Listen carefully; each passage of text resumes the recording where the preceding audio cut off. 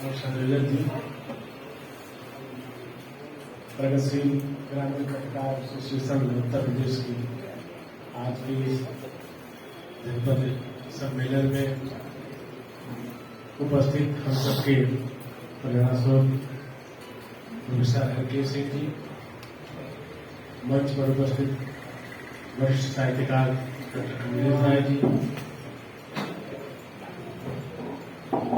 पत्रकार एसोसिएशन के प्रदेश अध्यक्ष श्री शशिकांत जी, प्रदेश मंत्री श्री दुष्यंत जी, विशिष्ट अतिथि के रूप में मंच डॉक्टर कुंवर अरुण सिंह जी, श्री विजय जी, श्री विजयन जी, श्री के मिश्र जी, और आज जिन पत्रकारों का सम्मान हुआ ऐसे हमारे वरिष्ठ पत्रकार बंधु और आज के इस सम्मेलन में प्रतिभाग कर रहे हैं इस एसोसिएशन के समस्त पत्रकार बंधु, अच्छा लगा मुझे आपके बीच बैठने का अवसर मिला और कुछ चर्चा भी सुनी। और मैं यही सोच रहा था कि जो मूल बात है उसमें कोई चर्चा ही नहीं हो रही थी, लेकिन भाई अनुभवी नेता है, जब सबको ठीक करते रहते हैं तो कैसे छोड़ देते, तो उसकी चर्चा कर ही दी।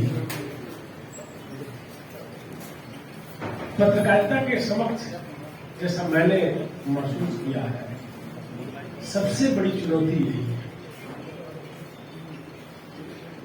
और इसी चुनौती के नाते बड़े अखबार भी गड़बड़ हो रहे हैं, बड़े मीडिया हाउस भी गड़बड़ हो रहे हैं और वो जो बड़े मीडिया हाउसेज हैं वो सत्ता का प्रतिरोध करें, सत्ता का समर्थन करें, ये उनके समक्ष भी एक बड़ी चुनौती है। क्योंकि जो सबसे बड़ा संकट खड़ा हुआ है वो पूरे समाज के समक्ष है कि हम बातें चाहे जितनी कर ले, हम प्रतिरोध को रहने देना नहीं चाहते। सामान्य से व्यवहार में भी देखें, अगर किसी ने कह दिया कि भाई आप पूरा इधर जो रखते हैं अगर 2 फीट उधर रखते तो और अच्छा हो जाएगा, वो दुश्मन हो गया। किसी ने आके कह दिया कि आपका जो बच्चा है वो स्कूटी बड़ा तेज चला रहा है, तो वो दुश्मन हो गया। यानी सामान्य रूप से हम ऐसी बातों को सुनना पसंद नहीं कर रहे जो हमारे अनुकूल न हो। सबसे बड़ी चुनौती ये है, और यह जब चुनौती आएगी तो पत्रकारिता के समक्ष बड़ी चुनौती है। पत्रकार का काम ऐसा कुछ नहीं है कि वो एंटी इस्टेब्लिशमेंट ही काम करेगा। प्रो या एंटी इस्टेब्लिशमेंट को ऐसा मामला पत्रकारिता का है नहीं और कभी रहा भी नहीं।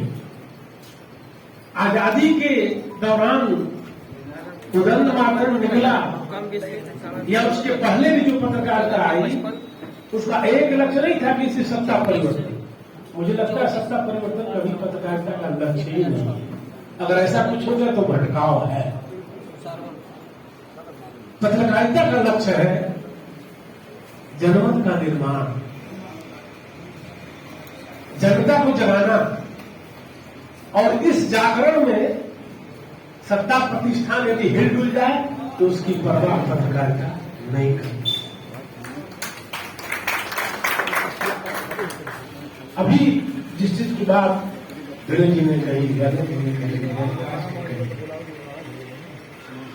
सच में बड़ी चुनौती है। आप तो पत्रकारिता की बात कर रहे हैं, मैं तो तमाम बड़ी जो एपेक्स बॉडी है उसमें बैठता हूं और मैं देखता हूं कि जो अध्यक्ष है, जो मुखिया है, उसने कह दिया कि आज हमको लग रहा है सूर्य भगवान पश्चिम से आए थे,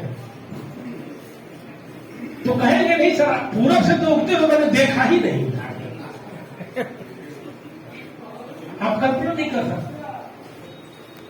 एक कार्यक्रम था, मंच थोड़ा ऊंचा हो गया था, तो मुखिया कहे उन्होंने कहा मंच इतना ऊंचा के नीचे करो जाके।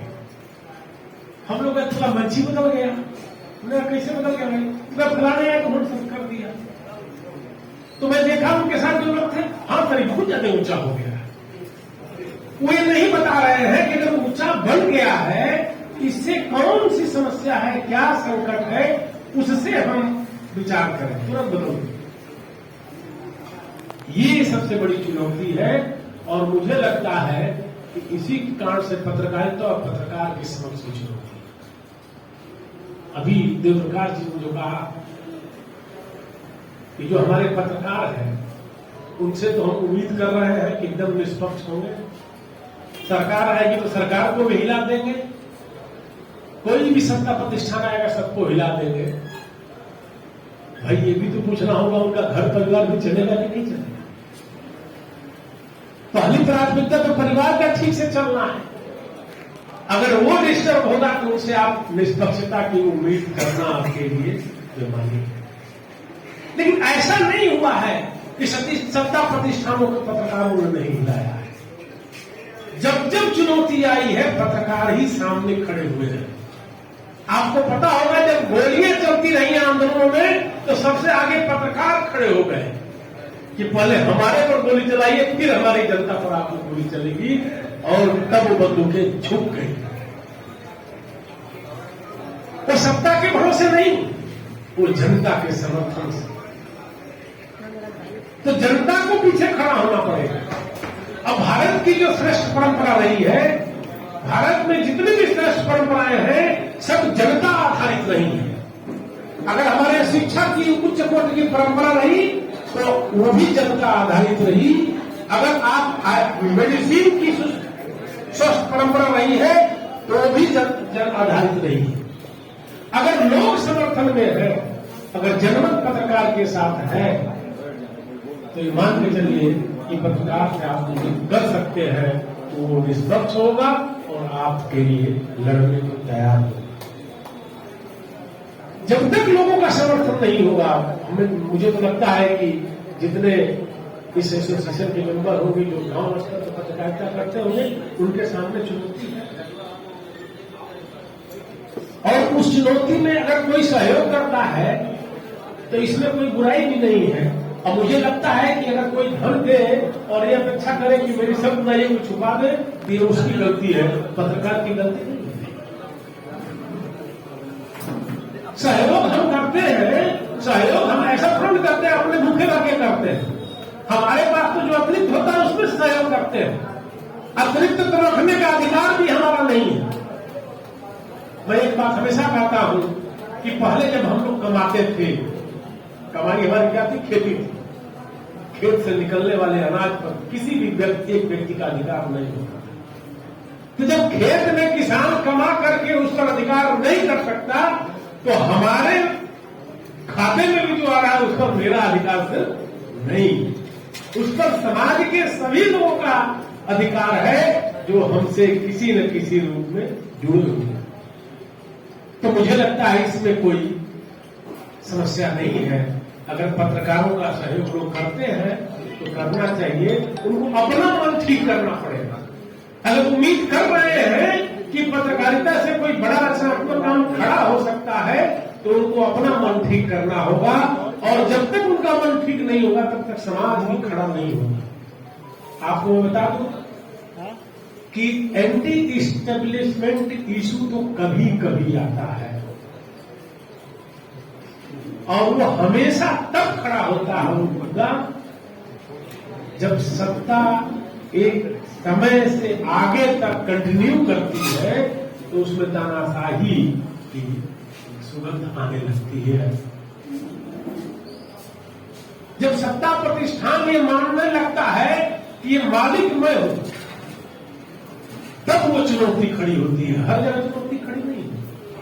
अभी बाढ़ आ जाए, कोविड काल था, कोविड काल में आपने देखा होगा कि शासन सत्ता कितनी लाचार थी।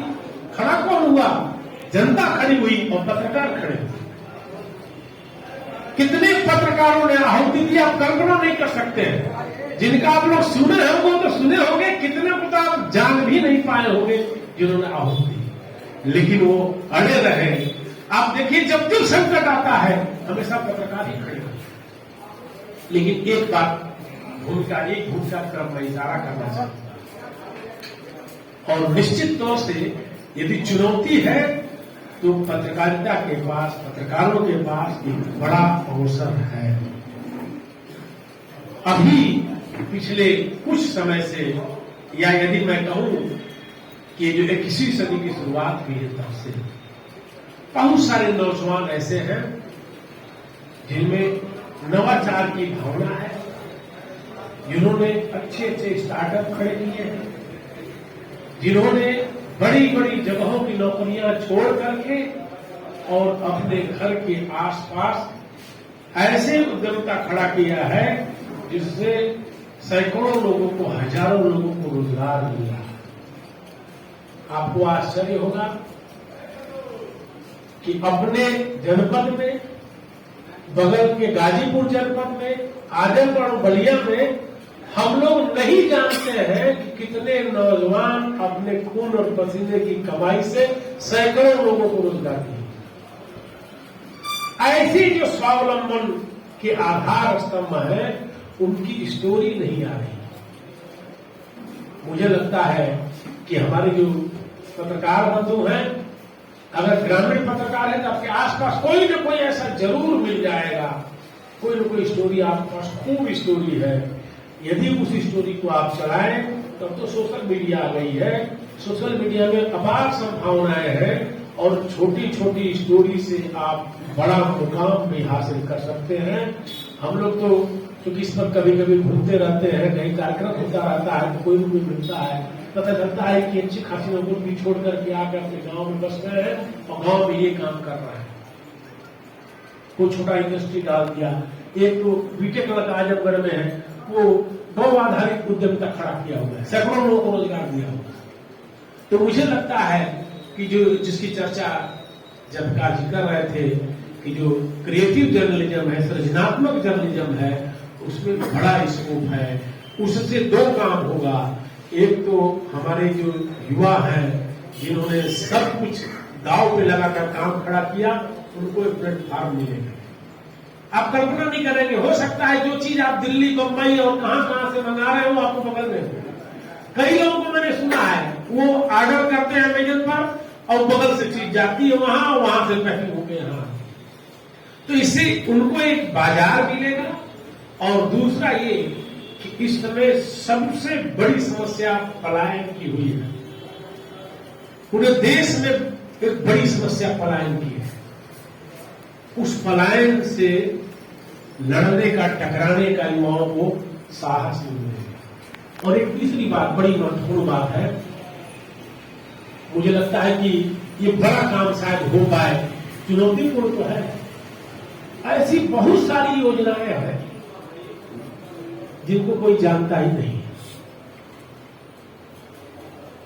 सरकार की योजना है, वो सरकार से कोई मतलब नहीं है, वो तो सिस्टम काम कर रहा है और उसमें इतना बड़ा करप्शन है कि आप यदि उसको केवल टच कर देंगे तो आपको कल्पना नहीं कर सकते। मैं नाम नहीं लेना चाहूंगा, लेकिन मैं देखता हूं कई ऐसी योजनाएं जो देखने में बहुत पॉपुलर है, लेकिन उसके पीछे कितना बड़ा करप्शन है। और उस करप्शन का असर ये हो रहा है कि जो नौजवान है, जो महिलाएं हैं, जो बेघर है, जो बेसहारा है, उनको उसका लाभ नहीं मिल रहा। अभी विनय जी ने बहुत अच्छा उदाहरण दिया। सच में यदि एक महीने में ऐसी छोटी सी एक स्टोरी छोड़िए, सिर्फ फोटोग्राफ आ गया कैप्शन के साथ, तो मान के चलिए कि वो तहसील तो हिल जाएगा और एक आदमी के घर में अनाज पहुंच जाएगा। तो आप सबके लिए मेरा निवेदन है कि ये कोई एंटी इस्टेब्लिशमेंट नहीं है, लेकिन इस्टेब्लिशमेंट में जो करप्शन का घुन लगा हुआ है उसको साफ करने का एक छोटा प्रयास हो सकता है कि योजनाएं हम जिस क्षेत्र में काम कर रहे हैं वो कौन सी आ रही है, कितनी आ रही है। अगर लोग लाभान्वित हुए हैं तो उनको भी बताइए, अगर किसी को नहीं मिल रहा है तो उनकी स्टोरी, दोनों ही स्टोरी में आपकी जो क्षमता है उसका सदुपयोग होगा।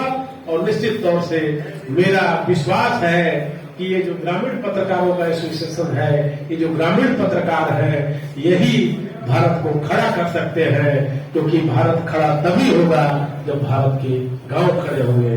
जय हिंद, जय भारत, जय हिंद।